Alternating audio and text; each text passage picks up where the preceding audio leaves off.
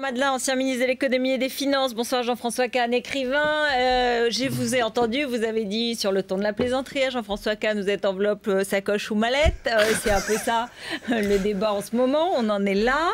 Et c'est un peu triste parce que c'est Jean-Marc Ayrault qui a dit on a l'impression qu'on est à la fin de l'ère Giscard, que le règne des affaires. Est-ce que votre sentiment, c'est que Nicolas Sarkozy peut trébucher, à part les autres facteurs, elle peut trébucher sur ce climat, à cause de ce climat? Alain Madelin. Personne ne veut parler, très bien. D'abord, premièrement, j'ai appris de mon métier d'avocat à me méfier des raccourcis médiatiques et des amalgames. Voilà, je dis ça. Alors, il n'en reste pas moins qu'il y a des affaires. Et que les noms Bourgi, Takedine, Djouri, Gobert, tout ça, ça fait un peu désordre. Dans la mesure où... Qui est des personnages non fréquentables? Il y en a toujours eu dans les allées du pouvoir. Toujours. Il y a toujours eu des financements illégaux des campagnes. Je m'excuse de rappeler que vous étiez au Parti républicain et qu'il y a eu un problème là-dessus. Hein. Oui, vous en souvenez bien. Il y a toujours eu des affaires comme celle-là. Monsieur... Takedine, au fond, c'est le monsieur Traboulsi. Vous vous souvenez, dans la Mitterrand, monsieur Traboulsi avait son couvert à l'Élysée, si j'ose dire. Et surtout, il a été décoré de la Légion d'honneur. Ils sont tous décorés de la Légion d'honneur. Tous la Légion d'honneur. Enfin, c'est énorme. C'est énorme. Mais là, on a une densité auprès du pouvoir qui est malsaine. Je crois que, franchement... Remarquez, il y a le délégué à la sécurité de Martine Aubry, M. Pupponi, qui vient d'être pris dans une affaire dont on risque de reparler. Mais absolument. Quand vous êtes... C'est emmerdant pour un délégué à la sécurité, quand même, pardon. Quand vous êtes au pouvoir, vous avez, me semble-t-il, par éthique, par décence, et pour le cas, ça ne vous suffirait pas, par prudence, un devoir de tenir ces gens très loin, très loin. Et je crois que le fait qu'ils étaient aussi proches du pouvoir, ça crée... Un malaise. Non, plus qu'un malaise. Je veux dire, une sorte de dégoût dont, en réalité, c'est Marine Le Pen qui va en profiter. Hein. Jean-François Kahn. Ouais. Dans ces affaires-là, il faut rester calme. Je veux dire, de part et d'autre, il faut rester calme. D'une certaine manière, par exemple, j'ai pas aimé ma mère, vous avez du sang sur les mains. Je n'aime pas ça. Parce qu'il n'y a pas de preuve, pour l'instant, il n'y a pas de preuve qu'il y a un rapport entre ces rétrocommissions et les 11 morts. Il y a absolument. Pas de raccourci. Il n'y a aucune preuve qu'il y a quelqu'un qui dit que Sarkozy était touché des enveloppes chez Madame Bettencourt, etc., etc. Très bien. Mais admettons en revanche, mais non, mais c'est plus que ça. Ça va lui faire un tort terrible. Parce qu'il a menti. Mais il a menti avec un aplomb, une arrogance terrible. Quand on lui a parlé, quand on lui a posé la question, cette affaire Karachi, c'est rétrocommission, il aurait pu dire, bah, c'est il y a 15 ans, et puis vous savez, tout le monde le faisait, les sociétés, etc. Rappelez-vous, c'est grotesque. Comment pouvez-vous oser me parler de ces fables? Or, il savait... C'est grotesque. Oui. L'amalgame que vous êtes en train de faire entre l'attentat de Karachi et les commissions, il n'y a rien. Mais il vient de le dire. Il vient de le dire. C'est exactement ce que je viens de dire. Pas me reprocher. Non, il vient de le dire. Mais je dis, mais alors, il dit, c'est une femme. Il a menti. Non, il a menti en disant l'histoire des rétrocommissions d'achat, il n'y a rien, il n'y a absolument rien. Or, il savait tout. Il connaît l'affaire. Et pourquoi il dit Karachi? Vous n'avez pas dit rétrocommission, vous avez dit Karachi. Non, mais j'ai dit l'affaire Karachi parce qu'on l'appelle comme ça et les gens ne comprendraient pas. Les rétrocommissions, on l'a dit. Sur la vente des sous-marins. Oui, voilà. Il connaissait l'affaire, il le connaît dans le menu. Il le connaît dans le menu pour une raison idiote. C'est qu'en tant que ministre du budget, c'est lui qui a donné son aval à la création d'une officine au Luxembourg pour pouvoir distribuer ses commissions. Très bien. Quand il dit « je ne suis pas dans le dossier », c'est pas vrai. Il sait que la police de Luxembourg a envoyé toute une enquête justement sur son rôle dans cette affaire. Quand il dit... vous allez un peu vite là. Non, mais quand il dit... Non, mais si, c'est important. Quand il dit, mais j'ai jamais été voir, peut-être une fois dans ma vie, j'étais voir Madame Bettencourt à Neuilly, tout le monde sait que c'est pas vrai. Il aurait pu dire, ben oui, elle était à Neuilly, c'est une administrée, j'ai été la voir. Je veux dire, cette façon de mentir en disant ça passera, ça massera, c'est ça qui va payer. Les affaires elles-mêmes, il faut être très prudent, c'est ça. D'ailleurs, j'ajoute un petit... Je ne pense pas ça, je veux dire, sauf élément tout à fait nouveau.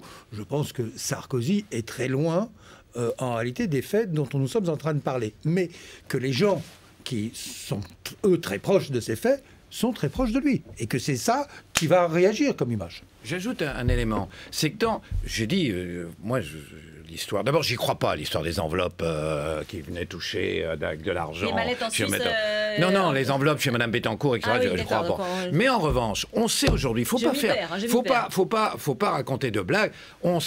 Quand la comptable de Madame Bettencourt raconte qu'un certain moment, M. de Mestre lui a dit « Allez me chercher 150 000 francs, en petite coupure, enfin en argent liquide, pour donner à M. Wörth pour la campagne de Sarkozy. » Et que finalement, elle trouvait que 150 000 euros, c'était trop, qu'elle a été chercher 50 000 euros. On sait aujourd'hui que c'est vrai. C'est-à-dire maintenant, on a tous les éléments, ça a été recoupé, c'est dans les carnets, c'est dans les... Aujourd'hui, il y a des choses on ne sait pas, mais ça, en revanche, on sait que c'est vrai. Mais qu'ils le reconnaissent. Pourquoi mentir? Je veux dire, ça, qu'ils le reconnaissent. Qu'ils disent, bah voilà, c'est illégal. Mais de toute façon, ça va les rattraper, parce qu'on le sait. Aujourd'hui, on a la preuve. Parce que je ne fais pas d'amalgame, et puis là-dessus, hop, il arrive, et paf. Non, mais avec des raccourcis de l'amalgame. Entre nous, juste sur le plan de l'histoire, le premier pensionné politique de L'Oréal et des Bettencourt, ce fut François Mitterrand. Bon, je sais, j'étais directeur d'un journal qui a été le premier à révéler ça. Est-ce que c'est à cause de ça que le Sénat est tombé à gauche et est-ce que ça va changer le cours des choses? Est-ce que c'est un électrochoc qui montre que c'est le début de la fin pour l'UMP? Non, le problème de l'UMP, à mon avis, c'est pas ça.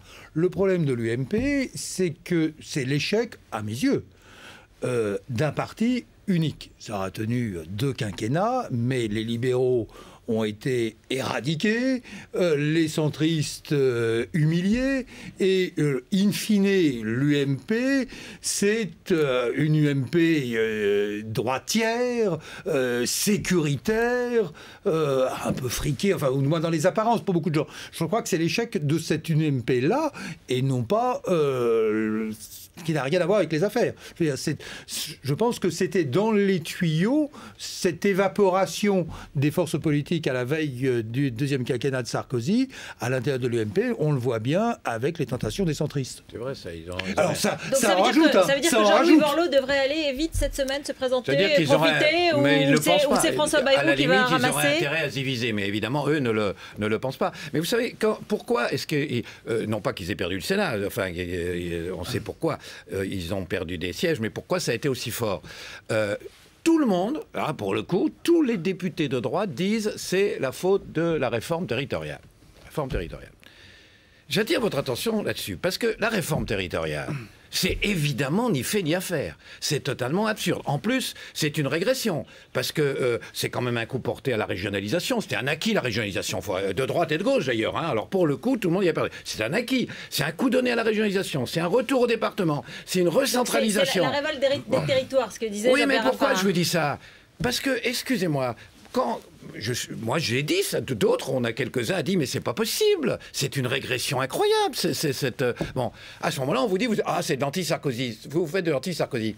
Alors je vous pose la question, franchement, qui a fait du tort à Sarkozy? Les gens qui ont dit attendez, c'est une erreur incroyable, ne faites pas ça, alors qu'on nous explique qu'ils le payent, ou des gens comme Étienne Moujotte qui ont tout soutenu, qui ont toujours dit qu'il avait raison, et qui du coup l'ont conduit à s'enliser dans des erreurs continuelles. Non mais je pose cette question, parce qu'il y a un moment, il faudra faire le point là-dessus. Je pense que même si l'échec de la droite au Sénat est un élément qui a déclenché bien des petites vagues, est important. Je pense que Sarkozy n'est pas sans chance. Je prends juste un exemple. Alors comment il peut rebondir là? Qu'est-ce qu'il faudrait qu'il fasse, à votre avis? Se serait adressé aux Français en disant mes chers compatriotes, le Sénat est désormais dirigé par la gauche. Je le regrette, c'est une défaite pour mes amis. Mais comme président de la République, aujourd'hui, je tends la main au nouveau président du Sénat. Nous le savons, la situation est difficile. Nous savons qu'il y a des réformes profondes qui sont à faire.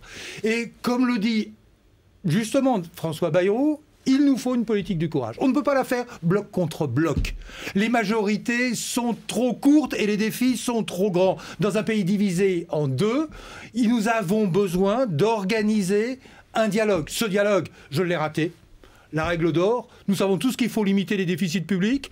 J'ai donné le sentiment de l'imposer à l'opposition. Mais sans doute, nous aurions pu le faire de façon constructive. Vous êtes d'accord, je termine d'un mot. Oui. Nous aurions pu le faire de façon constructive.